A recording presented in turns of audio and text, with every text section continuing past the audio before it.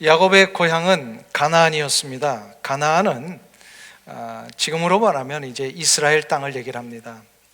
가나안 중에서도 가장 남쪽에 위치한, 지금으로 말하면 이 네게브 사막이라고 할 수 있는데, 거기에 부엘셰바라고 하는 동네가 바로 야곱이 자란 곳이었습니다. 근데 그곳에서 그만 자신의 쌍둥이 형 에서를 속이고 장자권을 빼앗은 일로 인해서 형의 복수와 이 위협 앞에 두려워서 그만 자기의 고향을 떠나 도망을 합니다. 그 도망간 곳이 바로 밧단 아람입니다. 지금으로 말하면 터키의 남쪽 지방에 해당이 됩니다. 그리고 나서 그곳에서 약 20년을 산 후에 고향 땅으로 돌아오는 과정 속에 오늘 본문이 나오고 있습니다. 고향으로 돌아가는 야곱에게는 아마 만감이 교차되고 있는 것 같습니다. 특별히 그에게는 기대가 있었고 또 두려움이 있었습니다. 기대는 뭐고 두려움은 뭘까요? 여러분들도 고향을 떠났다가 한번 돌아가 보신 경험이 있으실 겁니다. 어떠십니까? 고향을 떠났다 돌아갈 때 뭐가 있어요? 설레임이 있잖아요. 고향을 돌아가고 어떤 모습으로 나를 맞이할 것인가. 이런 분들은 대부분 고향 떠날 때 잘 떠나신 분들이에요. 좋은 모습으로 떠나신 분들. 근데 고향 떠날 때 사기치고 떠난 사람들은 어떻게 돼요? 고향 돌아가는 게 뭐가 있어요? 두려움이 있습니다. 야, 이거 내가 고향 돌아가는데 이거 다시 환영이나 받을까? 아마 야곱에게 감흥이 그 두 가지가 겹쳤던 것 같아요. 자신의 고향을 돌아간다라고 하는 기대와 기쁨이 있었지만 또 한편으로는 20년 동안 자기에 대하여 분노하면서 복수의 칼을 갈고 있는 형이 기다리고 있다는 것을 그는 분명히 알고 있었습니다. 여기에 대한 두려움이 있었어요. 어쩌면 20년 동안 자기가 얻은 모든 가족과 재산도 한꺼번에 잃어버릴 뿐만 아니라 목숨의 위협까지도, 정말로 위태로운, 이런 목숨이 위태로운 그런 상황을 맞이할 수도 있는 아주 심각한 위기가 바로 야곱의 삶 앞에 닥쳐졌습니다. 아니나 다를까 이것을 알고 있었던 야곱이요, 형의 마음을 좀 달래보기 위해서 자기의 그 종들을 미리 보냅니다. 화친하기 위해서. 근데 종들이 형 에서를 만나기 위하여 갔다가 만나지도 못하고 겁나서 돌아옵니다. 왜요? 형이요 400명의 군사를 이끌고 야곱을 죽이기 위해서 오는 걸 보자마자 그냥 도망쳐 온 거예요. 그러면서 자기의 주인 야곱에게 가서 이렇게 고합니다. 형 에서가 400명을 거느리고 주인을 만나려고 오나이다. 이 보고를 들은 야곱이요 정말로 가슴이 덜컹한 것 같아요. 이거는 이제 끝났구나, 우리 죽었구나. 그 야곱의 심정이 오늘 읽지는 않았습니다만 오늘 본문 7절에 가보면 이렇게 나옵니다. 한번 보실까요? 32장 7절에 보면 야곱의 심정이 이렇게 표현되어 있습니다. 같이 합독합니다. 야곱이 심히 두렵고 답답하여 자기와 함께한 동행자와 양과 소와 낙태를 두 떼로 나누었더라. 야곱이 심히 두렵고 답답해요. 뭐야? 이제 가슴이 막 답답해 오고 두려워가지고 지금 어찌할 바를 모르고 있는 상태에, 여러분이 만일에 인생의 이런 정말로 절박하고도 위험 앞에, 그래 두려워가지고 어떻게 해야 될지를 모르는 이 상황 앞에 맞이한다면 여러분은 어떤 행동을 취하시겠습니까? 여기가 이제 굉장히 중요한 거예요. 이런 상황 앞에 야곱이 취한 것은 뭐였어요? 어떻게 했어요? 기도했습니다.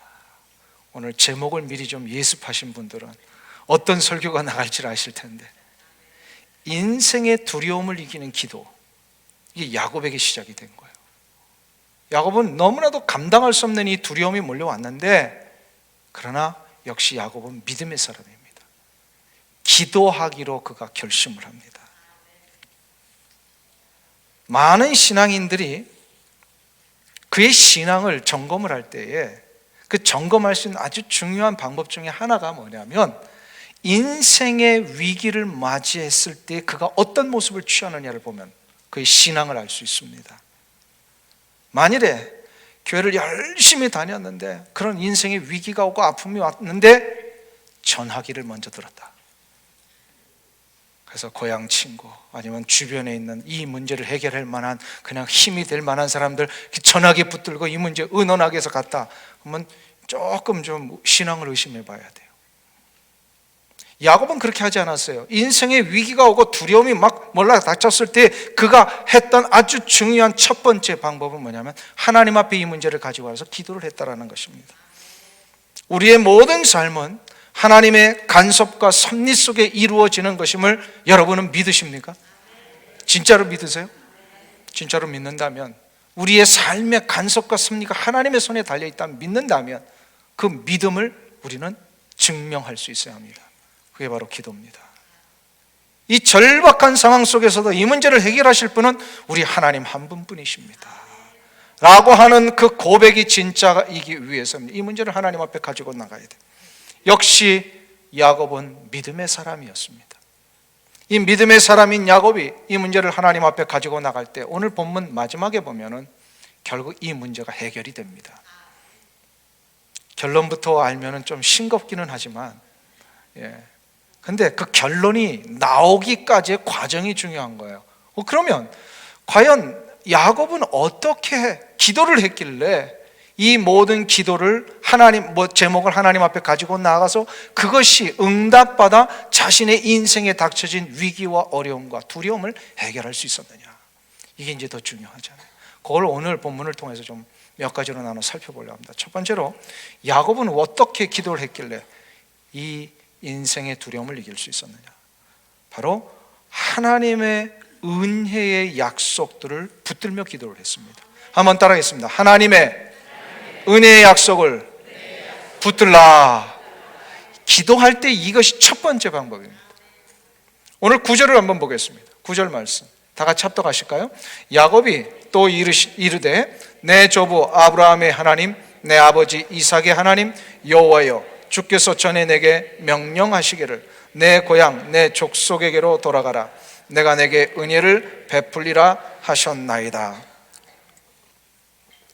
야곱은 지금 분명히 하나님께서 자신에게 주셨던 은혜의 약속 한 가지를 붙들고 잊지 않고 지금 기도를 합니다.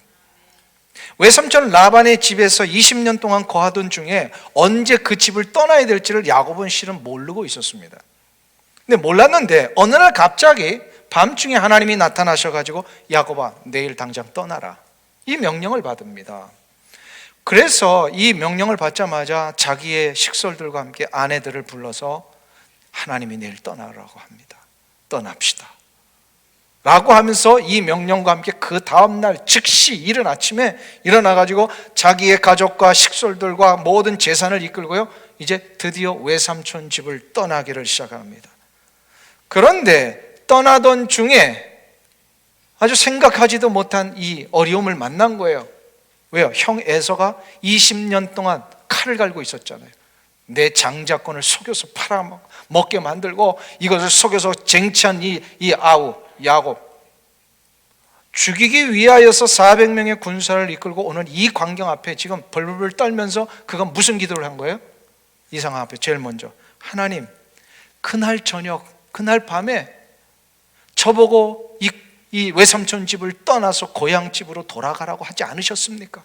돌아가라고 하셨을 때에 분명히 하나님 나에게 은혜를 베푸시겠다고 약속하지 않으셨습니까?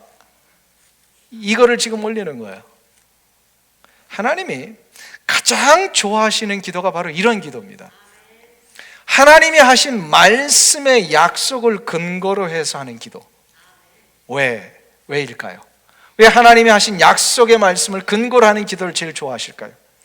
하나님의 약속을 붙든다라고 하는 것은 그 약속을 하신 하나님을 신뢰한다는 뜻입니다. 어린아이들이요, 아빠가 출장 갔다 돌아올 때 더 좋은 선물 사줄게, 그건 믿어요, 안 믿어요? 믿습니다. 꼭 사주는 걸 믿어요.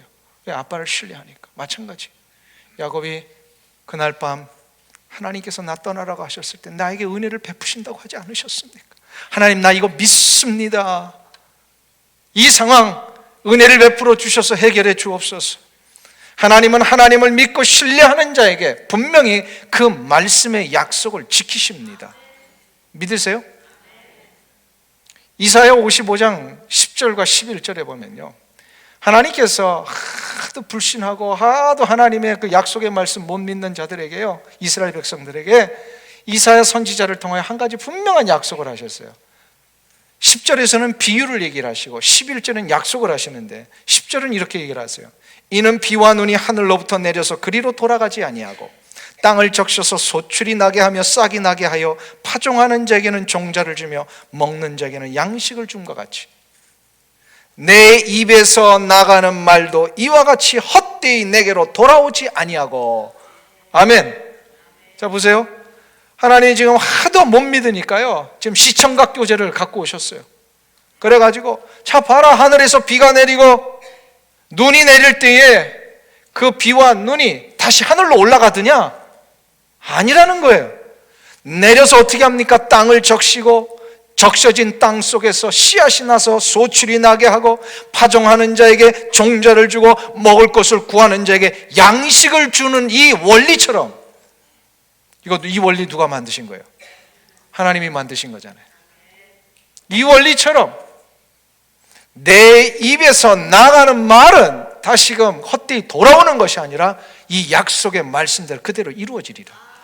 지금 이 이야기를 이사야를 선지자를 통하여서 하나님의 하도 안 믿는 이 이스라엘 백성들이 이걸 가르쳐 주시는 거예요. 여러분들은 이걸 믿으십니까? 이걸 믿으면 옛날 구약의 이스라엘 백성들보다 여러분이 믿음이 훨씬 더 나으신 분들이에요. 이건 뭐 비웃는 거 아니시죠? 예. 예. 만일에 이거를 진짜 믿는다면요, 옛날 구약 이사야 시대의 이스라엘 백성들보다 우리가 믿음이 훨씬 더 좋은 거예요. 하나님은 그 입으로 하신 말씀을 반드시 이루십니다. 그러니까 신앙생활을 할 때요, 좀 이 기억력이 좋아야 될 것 같아요. 기억력. 뭘 기억을 하면 될까요? 뭘 잘 기억하면 돼요?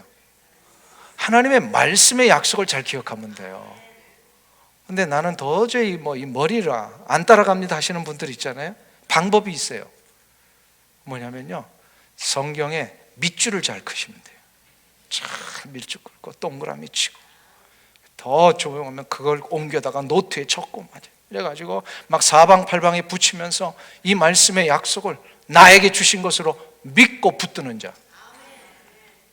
하나님의 입에서 나온 말씀은 헛되이 돌아가지 아니하고 그 말씀이 그대로 이루어지겠다 약속하셨습니다. 믿으십니까? 그러니까 우리는 이거를 자꾸 기억을 해야 돼. 말씀을 기억해. 옛날에 그냥 싸움해가지고 뒤틀렸던 그 상처만 기억하지 말고, 참 필요 없는 걸 너무 많이들 기억하셔요. 사람들이 막 상처받고 아픔이 있고 그냥 사기당한 사람의 이름을 어떻게 그렇게 끝까지 기억하시는지. 그런데 그런 건 잊어버려도 돼요. 진짜 우리가 기억해야 될 건 뭐예요? 하나님의 말씀의 약속. 그래서 그 서양의 귀한 속담이 있잖아요. 흐릿한 기억보다 선명한 푸른 잉크 자국이 훨씬 더 오래 간다. 뭐예요? 하나님의 약속의 말씀을 계속해서 글자로 남기고 내 가슴에 새기고 읽고 붙들고 붙이고, 그래서 내 머릿속에 흐릿하게 남지 않고 분명하게 남을 수 있도록 우리가 노력하고 나간다면 그 말씀은 그대로 우리의 삶 가운데 이루어집니다. 할렐루야. 이것을 잘했던 사람이요, 바로 에스라 선지자입니다.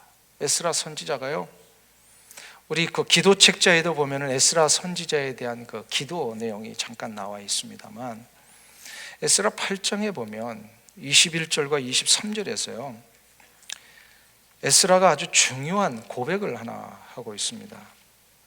8장 21절부터 23절을 우리 한번 좀 찾아보실까요? 찾아보지 않으셔도 되고요, 요거 한번 보면 뒤에 나와 있습니다. 우리 다 기도를 하시는 게 아니니까 그러시면 우리 722페이지 구약 성경을 한번 찾아보시겠습니다. 722페이지 구약 성경 722페이지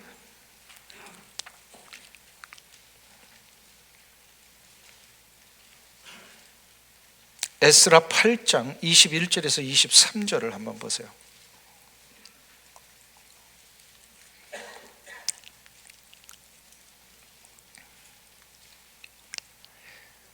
한 절씩 교독하고 마지막 절 합독하겠습니다. 722페이지 에스라 8장 21절부터 23절 제가 먼저 읽습니다. 그때에 내가 아화와 강가에서 금식을 선포하고 우리 하나님 앞에서 스스로 겸비하여 우리와 우리 어린 아이와 모든 소유를 위하여 평탄한 길을 그에게 간구하였으니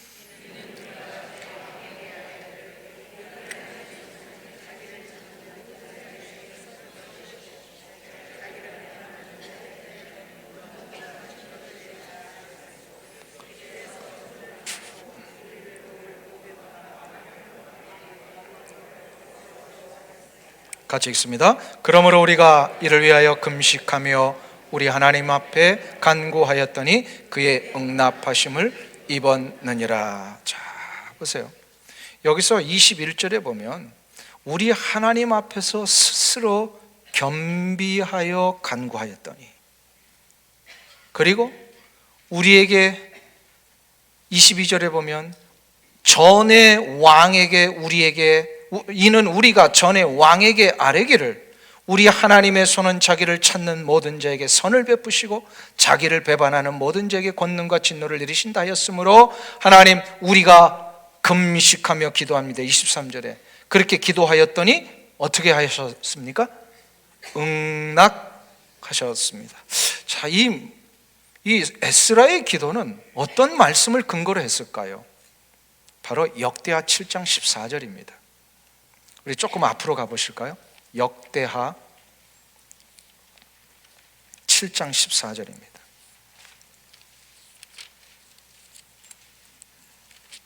(665페이지에) 있습니다.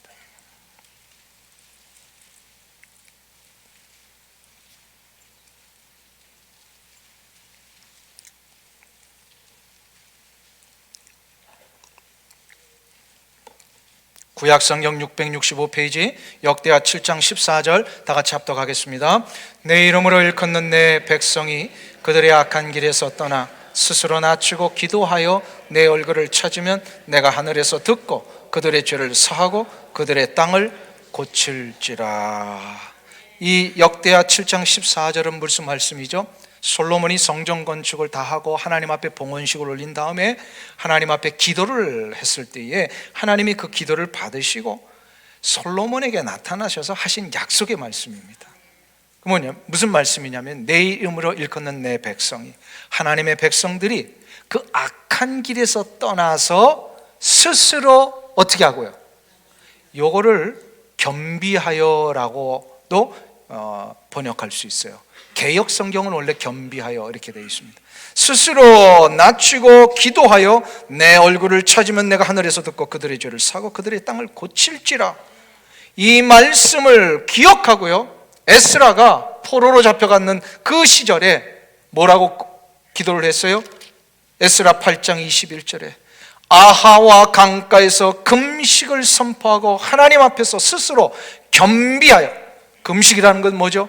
죄를 고백하는 겁니다. 우리의 죄 우리 이 잘못된 이 모든 죄악 하나님 용서해 주옵소서 하며 스스로 낮추어 겸비하여 기도하며 하나님께서 그 모든 죄악 가운데서 돌아올 때 하나님이 어떻게 하신다고요? 그 땅을 고치시겠다. 믿으십니까? 결국 에스라가 그렇게 기도하니까 어떻게 하셨어요? 그 땅을, 이스라엘 땅을 고치셔서요, 이 에스라와 함께 수많은 백성들을 이스라엘 땅으로 돌아오게 하십니다. 그래서 에스라 8장 그 마지막까지 쭉 읽어보면 이 기도 마친 다음에 하나님이요 저들을 인도해 내시는데 그 수많은 돌아오는 그 길가에 매복한 자들 다 물리치게 하시고 거룩한 땅 이스라엘로 돌아올 수 있도록 하나님이 역사하셨더라. 할렐루야. 지금 우리가 전교인 릴레이 기도를 금식하며 하고 있습니다. 기도에 동참하기로 작정하신 모든 분들은 아마 기도 책자를 받으셨을 거예요. 혹시나 금식은 못하더라도 신체적인 어떤 그 연약함 때문에 기도하기를 원하시는 분들이 있다면요, 나가시다가 기도 책자를 받아가셔도 됩니다. 기도하실 때 중요한 것은요, 이 기도 책자를 쭉 읽어갈 수 있도록 이게 많은 기도의 제목들을 실어드렸습니다. 근데 이 기도를 하실 때요, 그 문장 하나하나를 여러분의 가슴에 새기셔야 합니다. 기도 책자를 쭉 읽어가는 것은 기도가 아닙니다. 그건 기도문 낭송이에요. 그건 여러분의 기도가 아니에요. 그 기도문을 여러분들이 읽어가시면서요, 한 문장 한 문장을 여러분의 가슴에 새기고, 하나님이 이 말씀이 하나님 앞에 이 기도가 말씀에 근거해서 응답되기를 원합니다. 간절히 소원하는 마음으로 이 기도를 하신다면 하나님이 그 기도를 응답하실 것입니다. 근데 그 응답하실 때에 가장 첫 번째 방법이 무엇을 근거로 하라고요? 하나님의 말씀에 약속을 근거로 했어요. 그래서 기도문 중간중간에 약속의 말씀들을 실어드렸습니다. 하나님이 약속의 말씀 붙들고 내가 기도합니다. 스스로를 낮추며 회개하여 하나님의 은혜와 긍휼을 구할 때 하나님은 죄를 사하시고 우리의 현장들을 고쳐주시겠다 약속하십니다. 왜곡된 내 인생의 길, 힘들고 어려워진 모든 관계들, 뒤틀리고 상처냈던 나의 마음과 그 깊은 상처 아픔들, 약해져 버린 우리의 육체 다 하나님이 고쳐주시겠다 약속하십니다. 믿는 자에게 이것이 될 줄로 믿습니다. 이게 첫 번째 방법이에요. 그럼 두 번째 방법이 있어요. 기도할 때 우리는 어떻게 되느냐? 감사와 겸손의 고백을 올릴 줄 알아야 합니다. 우리 본문으로 다시 한번 돌아와서 창세기 32장 10절을 다 같이 합독하겠습니다. 나는 주께서 주의 종에게 베푸신 모든 은총과 모든 감당할 수 없사오나 내가 내 지팡이만 가지고 이 요단을 건넜더니 지금은 두 때나 이루었나이다. 아멘. 한번 따라하겠습니다. 감사와 겸손의 고백을 드리라. 감사와 겸손의 고백을 올려드려야 돼요. 근데 지금 10절에 보면 야곱이 두 가지를 고백을 한 거예요. 첫 번째는 뭐냐면요, 진실한 이 자신의 삶 가운데 얼마나 이것이 은혜였는가를 고백을 합니다.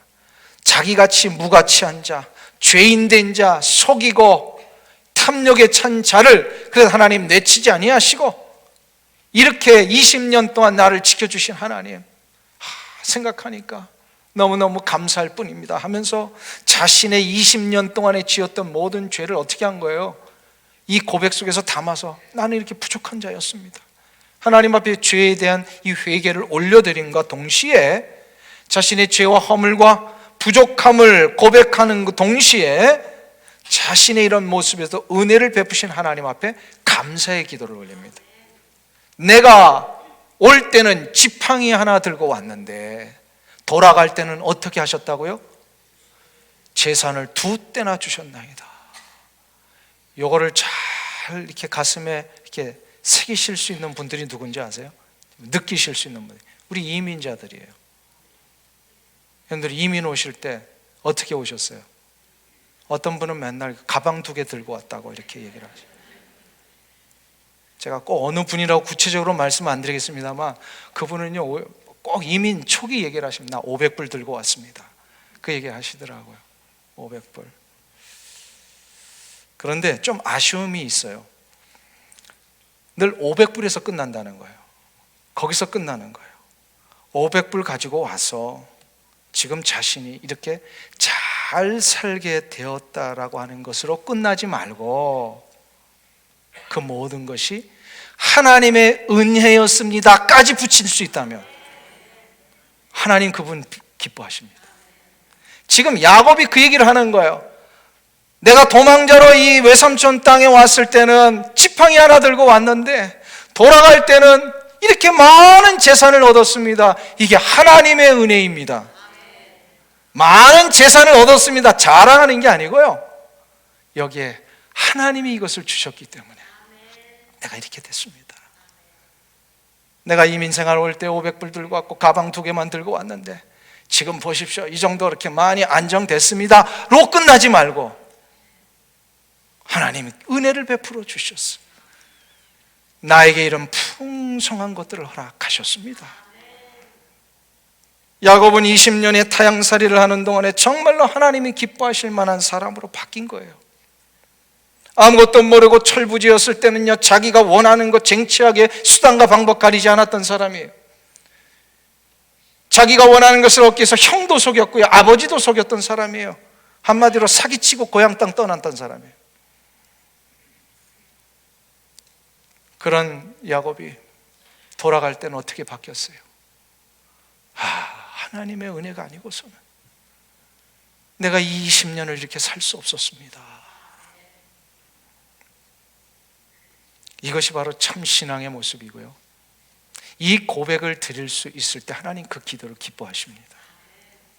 그래서 날마다 우리가 하나님의 보좌 앞에 나가서 기도할 때마다 하나님, 나같이 이렇게 부족한 자를 아끼시고 용서하시고 긍휼을 베풀어 주셔서 여기까지 세워주셨으니 하나님의 은혜입니다. 감사합니다. 이런 진정한 감사가 일어나는 고백, 이거는요 겸손한 자만이 할 수 있습니다. 내가 지금 여기까지 몇 년을 내가 헌신을 했는데, 이것 따지는 순간부터 다 내 교만이 시작이 되는 거예요. 나는 아무것도 아니었는데. 그래서 나의 나 된 것은 오직 하나님의 은혜로라. 사도 바울의 그 고백이 우리 가운데 시작될 수만 있다면 하나님 그 기도, 그 감사의 기도를요 받으셨어요. 응답하십니다. 이런 기도를 또 잘했던 한 사람이 있잖아요. 첫 번째를 잘했던 사람은 에스라 선지자, 이런 두 번째 기도를 잘했던 사람이 다윗입니다. 시편 21편에 보면 다윗이 하나님 앞에 그 전쟁터에 나갔다가 돌아오면서 아무리 생각해봐도 전투를 위한 이 투구를 쓰고 나갔는데, 자기가 이 전투에서 이기고 전쟁에서 이기고 돌아오니까 이게 생각해봐는 이거는 도저히 하나님이 내게 힘을 주셔서 이기게 하신 거지, 내가 이길 수 있는 게 아니었다는 걸 고백을 합니다. 그래서 그가 돌아오면서요, 주의 힘으로 인하여 내가 기뻐하리로다, 주의 구원으로 인하여 내가 즐거워하리로다, 그러면서 자신의 투구를 바꿔서 왕관으로 씌워주신 하나님 감사합니다, 이 고백을 해요. 그러면서 이 고백 후에 그가 어떤 고백을 또 하냐면요, 2절에서 그 마음의 소원을 들어주셨으며 입술의 간구를 거절하지 아니하셨나이다, 이 고백을 합니다. 모든 것이 하나님의 은혜요, 나같이 부족한 자에게 이러한 것들을 주신 하나님, 하나님의 거룩하신 영광으로 올려드리는 자마다 어떤 기도를, 이 기도를 들으시는 하나님께서요 우리의 마음의 소원을 들으시고 입술로 간구하는 것을 응답하신다는 겁니다. 할렐루야. 그래서 다윗이요 승승장구할 수 있었고요, 자신의 인생의 어려움과 아픔 속에서도 이기며 나갈 수 있었던 것입니다. 사랑하는 성도님 여러분, 두 번째 기도 응답의 방법, 바로 겸손과 감사의 기도를 올리는 겁니다. 겸손해야 합니다. 감사할 수 있어야 합니다. 자, 그럼 다시 한번 정리할까요? 첫 번째 기도 어떻게 하면 된다고요? 하나님의 은혜의 약속을 붙들고 기도하라. 두 번째로는 겸손과 감사로 하나님 앞에 올려드려야 합니다. 자, 이게 두 번째. 자, 그럼 두 개가 더 남았는데요, 한번 세 번째는 어떤 게 있냐면요, 기도를 할 때에 나의 그 가장 절박한 문제의 해결을 위하여 구체적으로 진솔하게 기도를 해야 합니다. 이게 세 번째 방법이에요. 그래서 구원의 역사를 진솔하고도 구체적으로 기도하라. 한번 따라하겠습니다. 구원의 역사를 진솔하고 구체적으로 간구하라. 11절을 보겠습니다. 창세기 32장 11절, 우리 다 같이 합독합니다.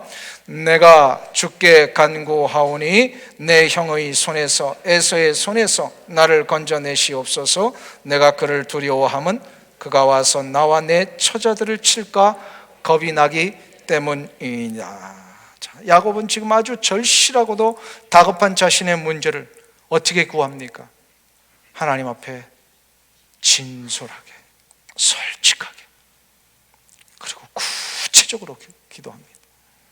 지금 자신과 자신의 가족과 모든 재산들 다 죽게 되는 상황이잖아요. 이 생명의 위협을 느낄 만한 상황, 이보다 더 다급한 상황 없잖아요. 이런 상황에서 자신의 이 모든 상황을 하나님 구원해 주시옵소서 기도하는 야곱이요, 이 구하는 기도의 제목의 표현이 뭐예요? 아주 구체적입니다. 그리고 진솔합니다. 미사여구 없습니다. 왜요? 지금 당장 죽게 생겼는데 이 미사여구 지금 필요하겠어요? 앞뒤 전후 서론 들어가고 본론 들어가고 결론 나오고 이러면서 이 기도할 겨를이 없는 거예요. 지금 당장 죽게 생겼는데 생명이 지금 다급해지고 위협 앞에는요 그냥 진솔하게 구체적, 하나님 나 좀 살려주세요. 지금 이 기도하는 거예요. 형 에서로부터 나 좀 살려주세요. 이 기도하는 거예요. 사람이 죽어가는데 지금 미사여구 쓸 겨를이 없어요. 근데 하나님은 우리가 이 기도를 하는 상황을 아십니다. 너는 서론도 없고 본론도 없고 결론도 없이 어떻게 그렇게 기도를 하냐 그러실까요? 아니에요. 지금 이게 얼마나 절박한 상황인지 하나님이 아시기에 하나님 나 좀 살려주세요. 하나님 당장 내일 이 문제 해결해야 되는데 하나님 이 문제 좀 해결해 주세요. 내 마음을 진솔하게 올리며 기도할 때 하나님은 그 기도를 받으신다는 겁니다. 지금부터 2년 전에 우리 교회 그 영어권 사역하시는 우리 타밀리 집사님 아시잖아요. 갑자기 감기 증상이 와서 병원에 들어갔다가 입원을 했는데 나오지를 못하는 거예요. 아시다시피. 그런데 점점 상황이 악화되는데 이 타미 집사님이요, 그 덩치가 얼마나 이렇게 우람하신 분이에요. 그래가지고 그냥 병원을 가봤는데 머리에서 발끝까지 그냥 다 주사기가 꼽아가지고요 의식불명이 떨어진 거예요. 의식불명. 알고 봤더니 바이러스가 침투를 했는데 이 뭔지를 모르는 거예요. 이유를 모르는 거예요. 그러니까 약이 없어요. 결국 그 바이러스 때문에 몸에 있는 장기들이 거의 스탑되는 상황이 돼버렸습니다. 그래서 생존율이 30%였나 아마 그랬어요. 그때 어머니 기도해야 하는데 SOS가 왔어요. 타밀리 집사님 지금 이렇게 됐습니다. 기도해 주세요. 이런 기도는 어떻게 해야 돼요? 즉시 해야 돼요. 즉시 해야 돼요. 앞뒤 전후 문맥 다 이거 사용하면서 전능하신 하나님 이렇게 막 인트로덕션 하면서 할 기도가 아니에요. 지금 뭐예요? 하나님 살려주세요. 살려주세요. 아마 그 가족들도 그 기도를 하셨던 것 같아요. 새벽마다 나오셔가지고 기도를 하는데 다른 기도를 못 하셨대요. 딱 한마디, 하나님 아들을 살려주세요. 이거를 몇 시간이고 기도를 하셨대요. 이 기도를 하나님이 응답하셨을까요? 안 하셨을까요? 안 하셨으면 제가 이 얘기를 하겠어요. 지금 예배 끝나고 한번 우리 영어권 예배 가보세요. 그 타밀리 집사님 몸이 이렇게 건장하신 분이야 다시 회복이 돼가지고 지금도 예배를 드리러 와요. 근데 그분이 지난주에 페이스북에다가 자신이 완전히 2년 만에 리커버 되었다라는 것을 만인 앞에 선포를 하면서 감사의 글을 올렸어요. 영어로 쓴 거를 제가 좀 번역해서 알려드리면 이런 글을 쓰셨어요. 하나님은 약속에 신실하신 분이십니다. 2년 전 저를 고쳐주시겠다고 말씀하신 하나님께서 지금 저를 그 심각한 폐렴, 폐혈증, 당뇨, 간과 신장의 모든 질병으로부터 완전히 고쳐주셨습니다. 그러면서 정상적으로 자신의 이 수치가 얼마나 돌아왔는지 숫자까지 딱 올려줬어요. 그러면서 이렇게 얘기를 합니다. God is true amazing. 하나님은 진짜로 놀라운 분이십니다. Thank you, Lord. 하나님 감사합니다. 이거를요 모든 사람 앞에 어나운스를 한 거예요. 참 복된 믿음이다. 어떻게 이런 일이 일어날 수 있었을까요? 이것이 타미 집사님에게만 일어나는 일일까요? 아니에요. 그가 얘기했죠. 2년 전 저를 고쳐주시겠다고 말씀하신 하나님께서 그 약속을 이루셨습니다. 그러니까 하나님 나를 좀 살려주세요. 하나님, 내 아들을 좀 살려주세요. 하나님, 지금 당장 내일 이 문제 해결되지 않으면 나의 비즈니스가 어려워지는데 하나님, 이 문제를 좀 해결해 주세요. 가장 진솔하고도 구체적으로 기도할 때에 하나님 그 기도를 받으십니다.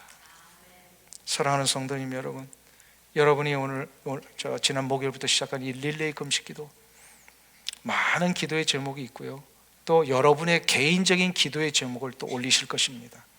그럴 때마다 공적인 기도는 어차피 문장이 좀 이렇게 표현력도 잘 썼습니다만, 절박한 여러분의 기도의 제목이 있으시다면요, 솔직하게 그리고 구체적으로 한번 기도해 보세요. 하나님 응답해 주실 줄 믿습니다.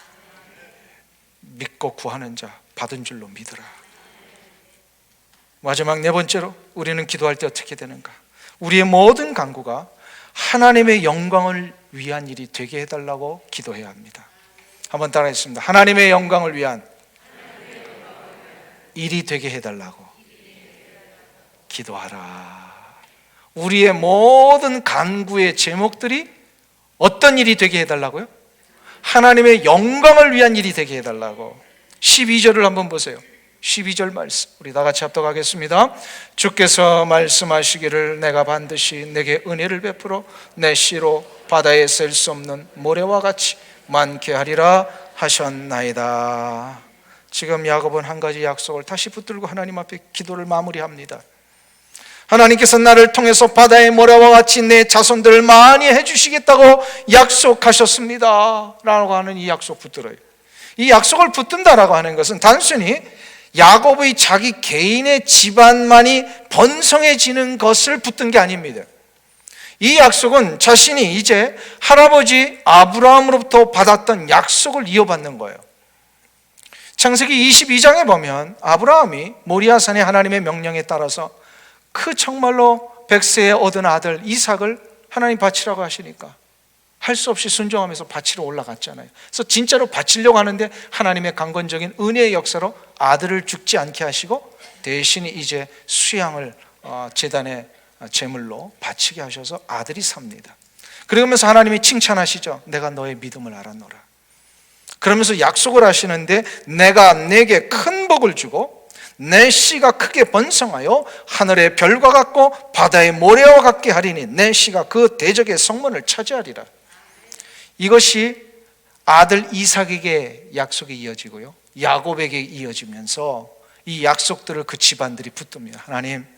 하나님께서 우리 집안 큰 복 주시고 번성하여 바다의 모래와 같이 하늘의 별과 같이 정말로 많아지고 풍성해지는 역사를 주신다고 하셨사오니 이 기도 우리가 붙들고 갑니다. 이 말씀 붙들고 갑니다. 근데 이 기도가 여기서 끝나는 것으로 마무리되는 게 아니라요, 18절에 창세기 22장 18절에 보면 한 가지를 더 약속하십니다. 많은 분들이 찾아보시니까 제가 한번 찾겠습니다. 22장 18절.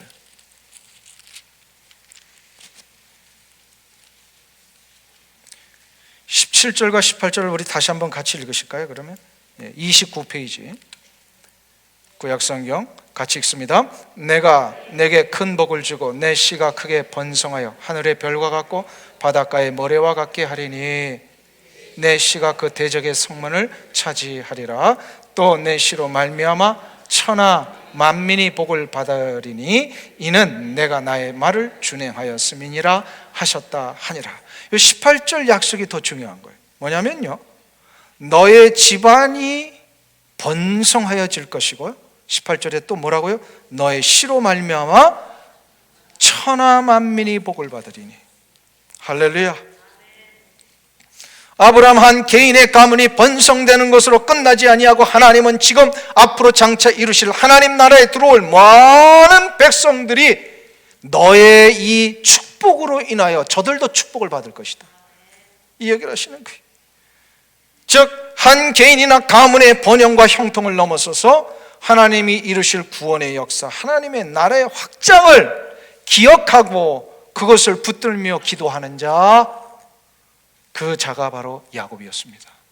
하나님, 우리의 자손을 번성케 하심으로 만민이 돌아오게 하는 이 역사를 이루신다고 하지 않으셨습니까? 그래서 32장 다시 한번 보세요. 거기 보면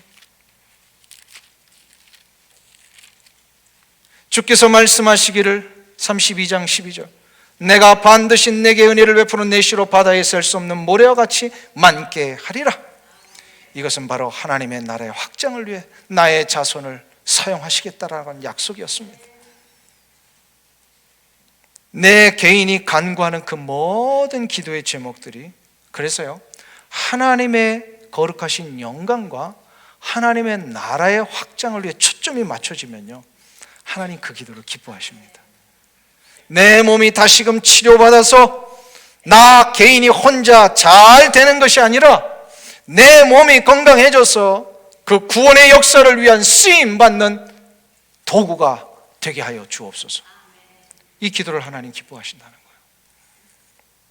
내 사업이 잘 되고 번성하기를 간구할 때도 그 기도 속에 반드시 우리가 잊지 않고 더 기도해야 될 것이 무엇이냐면 나 혼자 윤택해지는 것이 아니라 내 물질을 통하여 장차 하나님의 나라가 확장되는 일에 쓰임받게 하여 주옵소서. 이 기도하시면요, 하나님 기뻐하세요. 우리 아이들 잘 되고 형통의 길을 가는 그 기도를 할 때에도 우리 아이들이 잘 돼서 혼자 정말로 그 가문을 일으키고 좋은 직장 얻는 것으로 끝나는 것이 아니라 아이들이 이 땅에서 우리의 자식들을 통하여 하나님을 아는 많은 자들이 돌아오게 하여 주옵소서. 하나님의 나라를 위해 쓰임받게 하여 주옵소서. 미국을 위하여, 인류를 위하여, 두고 온 조국을 위하여, 하나님의 나라를 위하여 쓰임받는 아이들 되게 해 주옵소서. 이 기도를 끝까지 이렇게 우리 하신다면요, 하나님 그 기도 하나님의 영광을 위한 기도로 받으십니다. 아멘. 최근에 제가 아주 감동적인 한 가정의 이야기를 듣게 되었습니다.